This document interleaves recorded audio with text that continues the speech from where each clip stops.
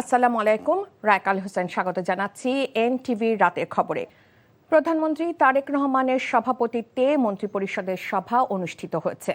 বৃহস্পতিবার সন্ধ্যায় জাতীয় সংসদ ভবনের জনপ্রশাসন সভাকক্ষে মন্ত্রিপরিষদের এই সভা অনুষ্ঠিত হয়।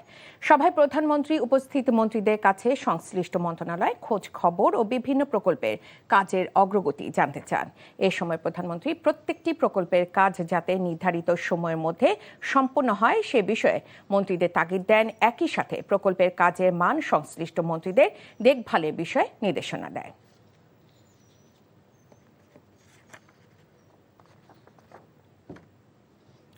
প্রধানমন্ত্রী তারেক রহমানের সঙ্গে সৌজন্য সাক্ষাৎ করেছেন ঢাকায় নিযুক্ত ব্রিটিশ হাইকমিশনার সারা কুক। এরপর সৌজন্য সাক্ষাৎ করেন ঢাকায় নিযুক্ত চীনের রাষ্ট্রদূত ইয়াও ওয়েন। সংসদ ভবনে প্রধানমন্ত্রীর কার্যালয়ে এই সাক্ষাৎ অনুষ্ঠিত হয়। বৈঠকে ব্রিটিশ হাইকমিশনার বর্তমান সরকারের সময় বাংলাদেশ ও যুক্তরাজ্যের মধ্যে বিদ্যমান সম্পর্ক আরও সুদৃঢ় হওয়ার আশা ব্যক্ত করেন। বাংলাদেশ ও যুক্তরাজ্যের মধ্যে বাণিজ্য বৃদ্ধি এবং বাংলাদেশে ব্রিটিশ বিনিয়োগ সম্প্রসারণের সম্ভাবনা নিয়েও আলোচনা হয়।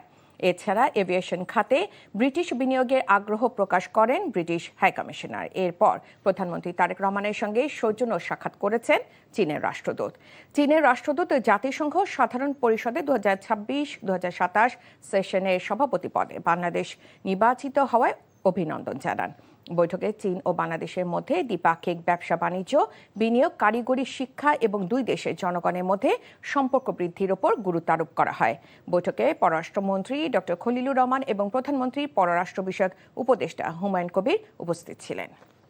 সুইজারল্যান্ডে ব্যাংকগুলোতে বাংলাদেশিদের আমানত আবারও বেড়েছে। সুইস ন্যাশনাল ব্যাংক বার্ষিক ব্যাংকিং পরিসংখ্যান প্রকাশ করে এই তথ্য জানিয়েছে। এতে বলা হয় 2025 সালে দেশটির ব্যাংকগুলোতে বাংলাদেশি ব্যক্তি ও প্রতিষ্ঠানের আমানত 41% বৃদ্ধি পেয়েছে। এর ফলে বাংলাদেশিদের আমানত দাঁড়িয়েছে 834.2 মিলিয়ন সুইস ফ্রাঙ্কে, যা বাংলাদেশি মুদ্রায় প্রায় 12,763 কোটি টাকা। এই পরিমাণ আমানত বাংলাদেশের ইতিহাসে দ্বিতীয় সর্বোচ্চ। এর আগে 2021 সালে সুইস ব্যাংকে বাংলাদেশিদের আমানত সর্বোচ্চ 871.1 মিলিয়ন সুইস ফ্রাঙ্কে পৌঁছেছিল। এরপর 2 বছর ধারাবাহিকভাবে আমানত কমে গেলেও 2024 সালে তা আবার বাড়তে শুরু করে। কথিত অবৈধ অভিবাসীদের ভারত থেকে বাংলাদেশ ভূখণ্ডে ঠেলে দেওয়ার বিষয়টি নিয়ে হিউম্যান রাইটস ওয়াচের পর এবার সরব হল জাতিসংঘ।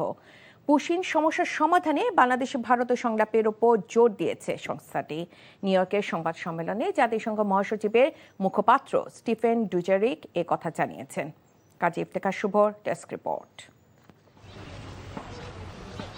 ভারতের পশ্চিমবঙ্গে বিজেপি সরকার দায়িত্ব নেওয়ার পর থেকেই শুরু হয় নানামুখী অস্থিরতা।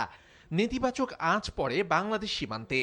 বহু মানুষকে অবৈধ অভিবাসী আখ্যা দিয়ে ঠেলে দেওয়ার চেষ্টা করা হয় বাংলাদেশ ভূখণ্ডে।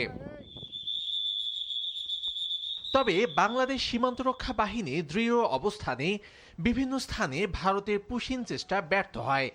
এমন অবস্থায় ভারত থেকে বের করে দেওয়া নারী, শিশুসহ বহু মানুষ আন্তর্জাতিক সীমারেখায় খোলা আকাশের নিচে মানবেতরভাবে অবস্থান করতে বাধ্য হন। বাংলাদেশ ভারত সীমান্তের এসব অসহায় মানুষদের বিষয়ে জাতিসংঘের অবস্থান কি? নিউ ইয়র্কে সংবাদ সম্মেলনে এমন প্রশ্ন করা হয় সংস্থাটির মহাসচিবের মুখপাত্রকে। আমি মনে করি বিষয়টি দুই দেশের সংলাপের মাধ্যমে সমাধান করা উচিত। তবে এতে অবশ্যই মানুষের মানবাধিকার এবং মানবিক মর্যাদার প্রতি পূর্ণ সম্মান থাকতে হবে। এর আগে পশ্চিমবঙ্গ থেকে বেআইনিভাবে 5,000 বাঙালি মুসলিমকে বাংলাদেশে পুশিন করায় উদ্বেগ জানায় আন্তর্জাতিক মানবাধিকার সংস্থা হিউম্যান রাইটস ওয়াচ। সংস্থাটি জানায় ভোটার তালিকা থেকে বাদ দিয়ে কোনো আইনি সুযোগ না রেখেই আন্তর্জাতিক মানবাধিকার আইন লঙ্ঘন করে বাসিন্দাদের বহিষ্কার করে ভারত। কাজী ইফতেখার শুভ, এনটিভি ইন্টারন্যাশনাল ডেস্ক। সংসদে স্পিকারকে মাথা ঝুঁকিয়ে সম্মান দেখানোর বিষয় এখন কার্যপ্রণালী বিধিতে নেই, তাই নিজ নিজ ধর্ম বিশ্বাস অনুযায়ী সম্মান দেখানো যাবে। জামায়াতের এমপি মুজিবুর রহমানের বক্তব্যের প্রেক্ষিতে সংসদে এমন রুলিং দিয়েছেন স্পিকার হাফিজউদ্দিন আহমেদ। এদিকে এমপিদের বাসভবনে ওভেন ও ওয়াশিং মেশিন চাওয়া নিয়ে সংসদে বিতর্কে জড়িয়েছেন বিরোধী দলীয় নেতা ডাক্তার শফিকুর রহমান ও বাংলাদেশের জাতীয় পার্টি বিজেপির সভাপতি আন্দালিব রহমান পার্থ। নিয়ামুল আজিজ সাদেকের রিপোর্ট। আমাদের কার্যপ্রণালী বিধির হইতে ঝুঁকিয়া শব্দটি বাদ দেওয়া হয়েছে। বুধবার জাতীয় সংসদে জামায়াতের সংসদ সদস্য মিজানুর রহমানের বক্তব্যের সূত্র ধরে বৃহস্পতিবার পয়েন্ট অফ অর্ডারে দাঁড়িয়ে তাকে কটাক্ষ করেন বিজেপি সভাপতি ব্যারিস্টার আন্দালিব রহমান পার্থ।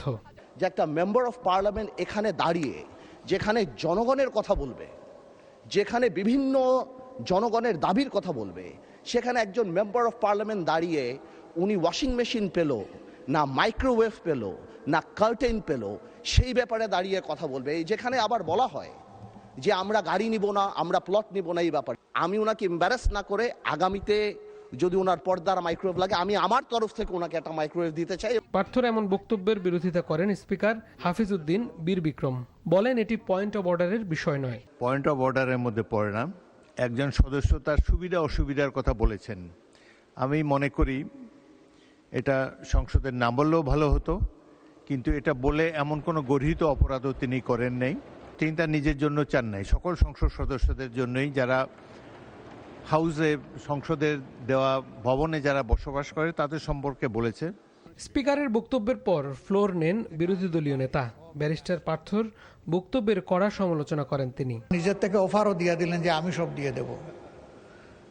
ওনার কাছে চাইছে নাকি কেউ যে উনি দিবেন? আমার মনে হয় যে আমাদের মানসিকতাগুলো এমন হওয়া উচিত যেটা এখানে দাঁড়িয়ে অন্তত কেউ কারো সম্মানে আমরা আঘাত করব না। বিরোধী দলীয় চিফ হুইপ বাজেট আলোচনায় অংশ নিয়ে বলেন, সংসদ সদস্য হিসেবে ঋণ খেলাপিরা অংশ নিয়েছেন, যা জুলাই চেতনা বিরোধী। এখন যদি সংসদে এতগুলো ঋণ খেলাপি থাকে তাহলে এই সংসদকে তো ঋণ খেলাপিদের সংসদ বলবে, বা সরকার দলীয় লোকেরা যারা মেজরিটি 2/3 মেজরিটি করেছে তারা ঋণ খেলাপিদের সংসদে নিয়ে এসেছে, এটা সাধারণ মানুষ এটা স্বাভাবিকভাবেই বলবে। পাল্টা যুক্তি দিয়ে স্বরাষ্ট্রমন্ত্রী বলেন, আইন অনুসারে তারা কেউ ঋণ খেলাপি নন। এখানে যারা আছেন কেউ ঋণ খেলাপি না। নির্বাচিত হয়ে এসছে তার মানে ঋণগ্রস্ত হতে পারে, নট ঋণ খেলাপি। Niamul Aziz Sadek, NTV news, Dhaka.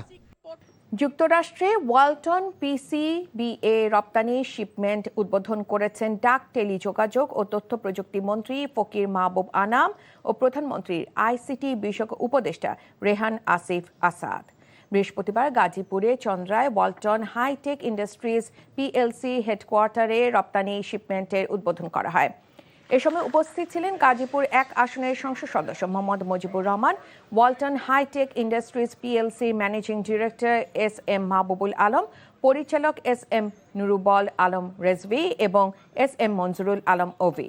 অনুষ্ঠানে মন্ত্রী বলেন, প্রধানমন্ত্রীর নেতৃত্বে দেশীয় শিল্পকে এগিয়ে নিতে কাজ করা হচ্ছে, ফলে 2026-27 অর্থ বছরে বাজেটে দেশে উৎপাদিত পণ্যকে সরকার করমুক্ত করার চেষ্টা করছে। প্রস্তাবিত বাজেটে রাজস্ব আহরণ লক্ষ্যমাত্রাকে অস্বাভাবিক বলে মন্তব্য করেছেন foreign investors chamber of commerce and industries FICCI সভাপতি রূপালী হক চৌধুরী।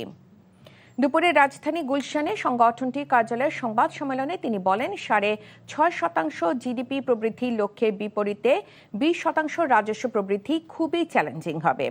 এক্ষেত্রে এনবিআর প্রকৃত করদাতাদের ওপর নানামুখী চাপ সৃষ্টি করতে পারে বলে আশঙ্কা প্রকাশ করে বাজেট ঘাটতি পূরণে অর্থায়নের নতুন উৎস বের করার পরামর্শ দেন তিনি। কর্পোরেট করের প্রস্তাবিত উচ্চ হারে অস্বস্তি প্রকাশ করে ফিকি, তবে সরাসরি বিদেশি বিনিয়োগ FDI আকর্ষণে বাজেটে ইতিবাচক প্রতিশ্রুতি থাকায় সরকারকে সাধুবাদ জানায় সংগঠনটি। এই ছিল রাতের খবরে। এই খবরের ভিডিও সহ আপডেট জানতে ভিজিট করুন NTV অনলাইন www.ntvbd.com। এছাড়াও NTVর জনপ্রিয় সব অনুষ্ঠান ও খবরের আপডেট জানতে ভিজিট করুন আমাদের ইউটিউব ও ভেরিফাইড ফেসবুক পেজ। রাত 1টায় মধ্যরাতের খবর দেখার আমন্ত্রণ জানিয়ে বিদায় নিচ্ছি। এতক্ষণ সাথে থাকার জন্য সবাইকে ধন্যবাদ।